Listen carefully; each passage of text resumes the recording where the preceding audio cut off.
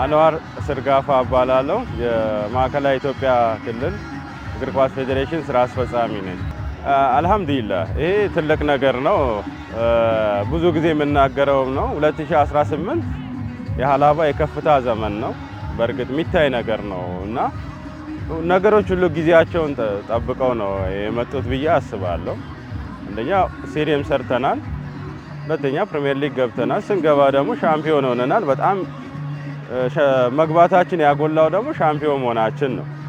እኔ እንደው አልহামዱሊላህ በዚህ ሰዓት መግባታችን ለጥሩ ነገር ነው፣ ለበጎ ነገር ነው ብዬ ብዙ ጊዜ 90 ደቂቃ ቀርቶን ሳንገባ ቀርተናል። 90 ደቂቃ ብቻ ለመግባት 2005 ማንሳት እንችላለን፣ 2007 ማንሳት እንችላለን፣ 2009 ሆሳና ላይ፣ 2007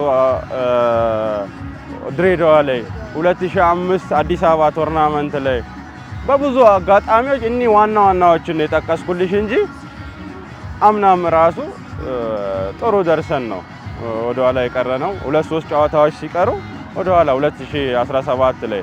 ስለዚህ 2015 ጀምሮ የ3 ዓመት እቅድ ታቅዶ ነው የተሰራውና 2015 16 17 18 ላይ በአራተኛው ዓመት እንግዲህ 3 ዓመት ነበር ያቀድነው። በአራተኛው ዓመት ወደዚህ መግባት ችለናል።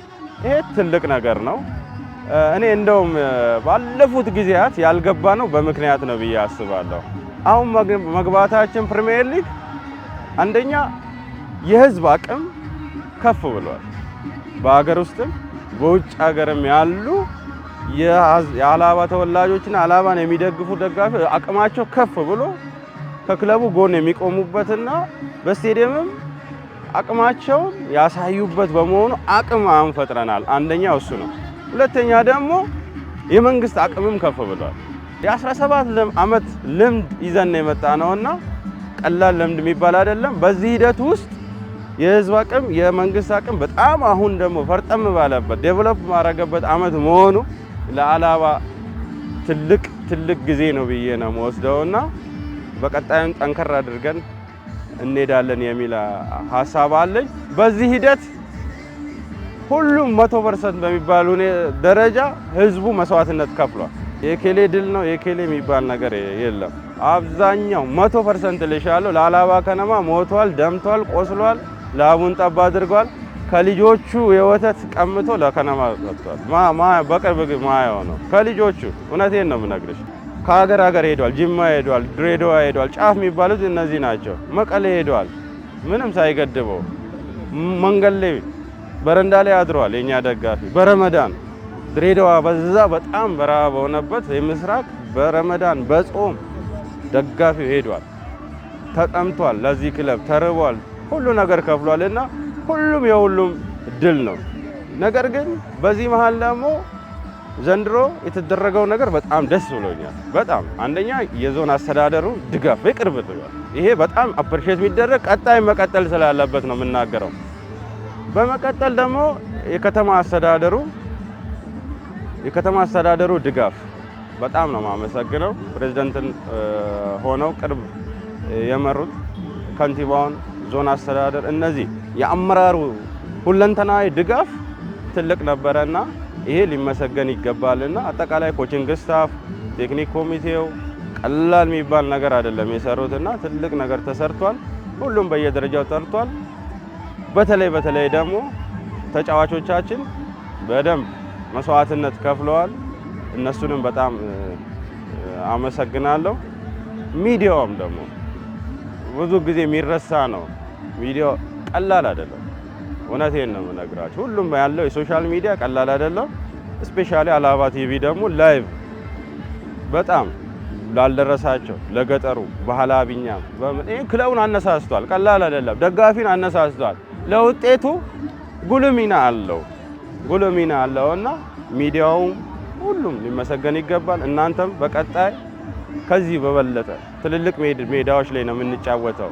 በሐዋሳ ስቴዲየም፣ በአዲስ አበባ ስቴዲየም በያለበት እየተገኛችሁ እያስተላለፋችሁ ላይቭ በቋንቋው በአማርኛም በሀላቢኛም እያስተላለፋችሁ በሚገባው ህዝቡ ወደ ክለቡ ሆ ብሎ እንዲጠጋ ማድረግ አለባችሁ የሚል ሐሳብ አለኝ። በቀጣይ ደግሞ ክለቡ ትልቅ የቤት ስራ አለበት። አሁን ሰለብሬት አድርገናል፣ እያደረግን ነው። ሰለብሬት አድርገን ቤት አይደለም እንገባው። ሰለብሬት አድርገን ከዚህ በበለጠ ይህን ሴሌብሬሽን አንደኛ ወደ ገንዘብ መቀየር አለበት። በደንብ አሳይተናል። ኤክስፒሪየንስ አለን፣ ከዚህ ፊትም ልምድ አለን። ይህን የመሰለ ኢንተርናሽናል ሜዳ ገንብተናል። ፕሪሚየር ሊጉን ደግሞ ከመንግስት ጋር ሆኖ ህዝቡ የሚፈለገውን በጀት አቅም ማቅረብ ለህዝቡ ቀላል ነው፣ ከባድ አይደለምና ከባድ የቤት ስራ ይጠብቀናል። የመጀመሪያ አመት የምናደርገው ለመቆየት ነው። በሊጉ ላይ እቅዳችን ሊሆን የሚገባው መቆየት። እንዴት እንቆያለን? ከወደቁት ተሞክሮ እንወስዳለን። ፌል ካረገባቸው ከቆዩት ሰስቴን ካደረጉት ተሞክሮ እንወስዳለን። ሻምፒዮን ከሆኑት ተሞክሮ እንወስዳለን። በምን እንወስዳለን? በፋይናንስ አጠቃቀማቸው፣ በጀታቸው፣ አደረጃጀታቸው ምን ይመስላል። ፕሪሚየር ሊግን የሚመጥን ነገር ካደረግን በአንደኛ አመት ሰስቴን ካደረግን ሁለተኛ አመት ላይ ደግሞ ቶፕ 4 ቶፕ 5 እናቅዳለን። ሶስተኛ አመት ላይ ወደ ሻምፒዮን እንደዚህ እያለን አሁን ከፍተኛ ሊግ የመጣንበትን አይነት ሂደት ፕሪሚየር ሊጉም ላይ አቅደን መሄድ አለብን። ነገር ግን 2019 ሲቢኢ ፕሪሚየር ሊግ ለአላባ የሞት የሽረት አመት ነው ጉዳይ ነው። እሷን ሰስቴን አደረግን ማለት ሊጉ ላይ እየተላመደን እንመጣለን። ቀጣይ ያሉ ጊዜዎች ቀላል ናቸው። ወጣቶቻችን እንኳን ደስ አላችሁ። ለእናንተ በር ተከፍቷል። ጠንክሮ መስራት፣ መልፋት፣ መትጋት ይፈልጋል። በብሔራዊ ቡድን የምናያቸውን ተጫዋቾች ቁጥራችን ከፍ ማድረግ አለበት በብዙ ክለቦች። ይሄ ለእናንተ ስፕሪንግ ቦርድ ነው። አላባ ከነማ ተስፈንጥራችሁ የምታልፉበት ነው። ወጣቶችም ከዚህ እድል ተጠቀሙ እላለሁ። አመሰግናለሁ።